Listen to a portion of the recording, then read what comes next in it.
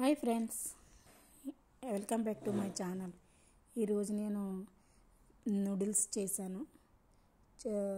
Chicken sausage and egg. సరే sausage. So నేను 4 piece తీసుకుని శుభ్రంగా కడిగి చిన్న చిన్న ముక్కల కింద కట్ చేశాను. మీరు రౌండ్గా కూడా కట్ చేసుకోవచ్చు. తర్వాత కొంచెం ఇది ప్యాన్ పెట్టి ప్యాన్లో ఆయిల్ వేసి, ఆయిల్ వేడైన తర్వాత మనం చిన్న చిన్నగా కట్ చేసుకున్నాం కదా సాసేజ్, అవి వేసాను. ఫ్రెండ్స్ చాలా బాగుంది. సో మీరు కూడా ట్రై చేయండి. ట్రై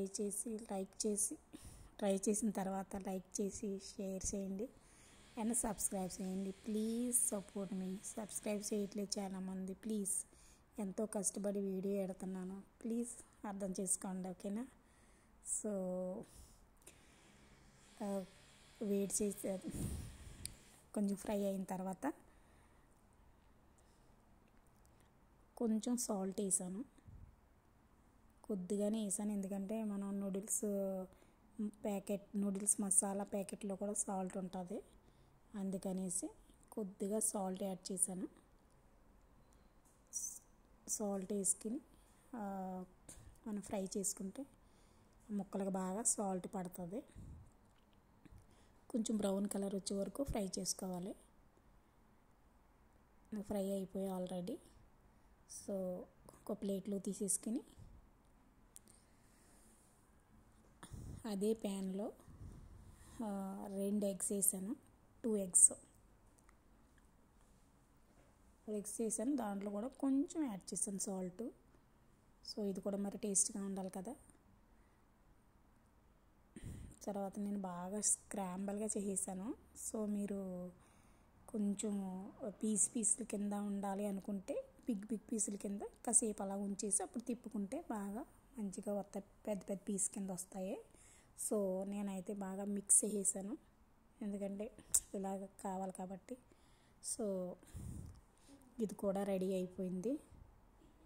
ఇది కూడా నేను ప్లేట్లోకి పక్కకు తీసేసి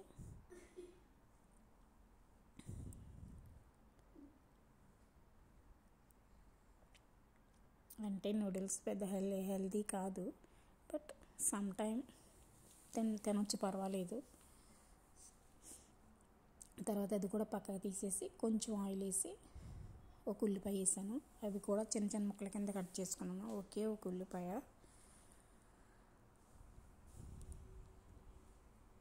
అవి కొద్దిగా ఫ్రై చేసుకోవాలి, అంటే బాగా బ్రౌన్ అవ్వసరద్దు. కొద్దిగా లైట్గా ఫ్రై చేసుకుని దీంట్లో కూడా కొంచెం సాల్ట్ యాడ్ చేశాను. మరి ముక్కలు కూడా టేస్ట్ రావాలి కదా. సో అంత ఎక్కువ కాదు, కొద్దిగా లైట్గా వేస్తున్నాను ఉప్పు. ఇవి ఫ్రై అయిన తర్వాత నేను ఏ సాసెస్ యాడ్ చేయట్లేదు. ఓన్లీ రెడ్ చిల్లీ అండ్ నూడిల్స్లో ఉన్న మసాలా ప్యాకెట్ అదే యూజ్ చేస్తున్నాను. మసాలా ప్యాకెట్ కూడా చింపడం రావట్లేదు నాకు. సో చింపి ఇది చాలా టేస్టీగా ఉంటుంది. ఇది Maggi noodles masala curry flavour బాగుంటుంది, ఈ మసాలా ఫ్లేవర్. సో కొద్దిగా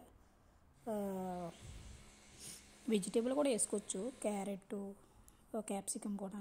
బట్ నేనైతే వేయలేదు. మీరు కావాలనుకుంటే క్యారెట్ కూడా వేసుకోండి. తర్వాత soya sauce, tomato sauce, ketchup వేసుకోవచ్చు, బట్ నేను ఏ సాస్ వేయలేదు. సో తర్వాత ఇవన్నీ మిక్స్ చేసి నూడిల్స్ ముందుగానే నేను బాయిల్ చేశాను. బాగా పేస్ట్ కింద బాయిల్ చేసేయకూడదు. సో మనకి పొడిగా వచ్చేలాగా బాయిల్ చేసుకోవాలి. అవన్నీ శుభ్రంగా మిక్స్ చేసుకుంటే మసాలా అంతా నూడిల్స్కి పడుతుంది. చాలా టేస్టీగా ఉందబ్బా.